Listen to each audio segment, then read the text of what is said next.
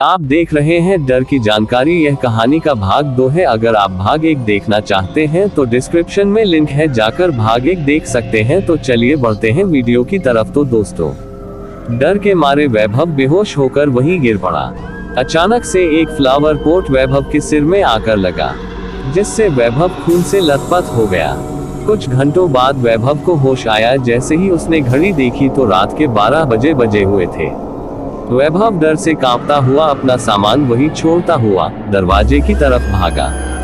वैभव के दरवाजे के पास पहुंचने से पहले ही दरवाजा धड़ाम से बंद हो गया।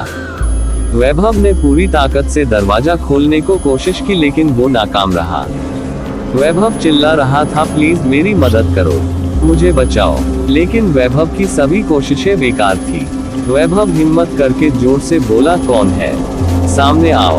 तभी वैभव के सामने 6 से 7 फुट लंबा एक काला साया भूत उसके आमने खड़ा हो गया, जिसके लाल आंखें आग के समान थी। भयानक डरावना काला चेहरा, जिसको देखकर कोई भी उसके सामने खड़ा होने की हिम्मत नहीं कर पाए। उसके बड़े धुंधराले बाल, बिना पैरों का वो काला साया जमीन से 5 फुट ऊपर हवा में ही घूम रहा था, जिसको देखते ही वैभव का गला सूखने लगा। पूरा शरीर पसीने से तर हो चुका था। वैभव ने पूछा, कौन हो तुम, मुझे क्यों मारना चाहते हो, मैंने क्या नुकसान किया है तुम्हारा? काला साया बोला, भूत, तुमने हवेली में आकर बहुत बड़ी गलती की है।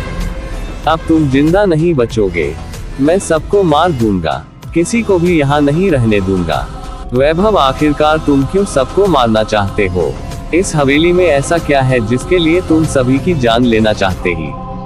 काला साया, कई साल पहले इसी हवेली की मालिक ने किसी गलती के मुझे तड़पा कर मार दिया था, और इसी हवेली में मुझे दफना दिया था।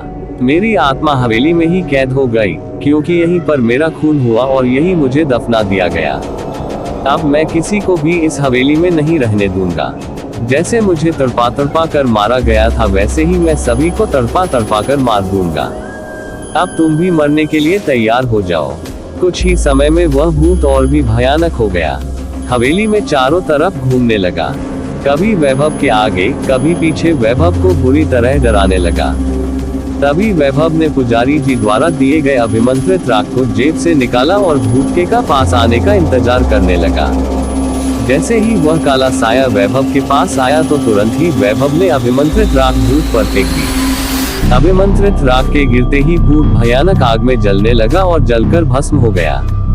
अब उसकी आत्मा हवेली को छोड़कर अलौकिक दुनिया में जा चुकी थी। वैभव ने राहत की सांस ली और हवेली की सभी लाइटों को जलाकर वही ड्राइंग रूम में रखे सोफे पर सो गया। दूसरे दिन सुबह जब वैभव की आंख खुली तो 7 बज चुके थे। उसके बाद वैभव ने अपना सामान उठाया और हवेली से बाहर आ गया।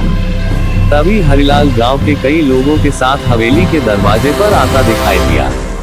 वैभव को जिंदा देखकर सभी आश्चर्यचकित थे। हरिलाल, तुम जिंदा कैसे हो? जो भी रात के समय इस हवेली में रुका वह कभी वापस नहीं आया। हरिलाल आगे कुछ बोल पाता उससे पहले ही वैभव ने हरिलाल की बात काटते हुए कहा, इस हवेली में अब कोई भूत नहीं है। जो भूत यहाँ था वह जा चुका, अब उसकी मुक्ति हो गई है। हरिलाल जा चुका, मुक्ति हो गई है, क्या मतलब? तब वैभव ने हरिलाल समेत सभी लोगों को भूतिया हवेली में बिताई रात की कहानी बताई और कहा, अब ये हवेली पूरी तरह सुरक्षित है। तो दोस्तों, ये थी नासिक के भूतिया हवेली की कहानी। दोस्तों, कमेंट करके जरूर बताइएगा कि यह कहानी आपको कैसी लगी, और भी ऐसी ही वीडियो देखने के लिए हमारे चैनल को सब्सक्राइब करें।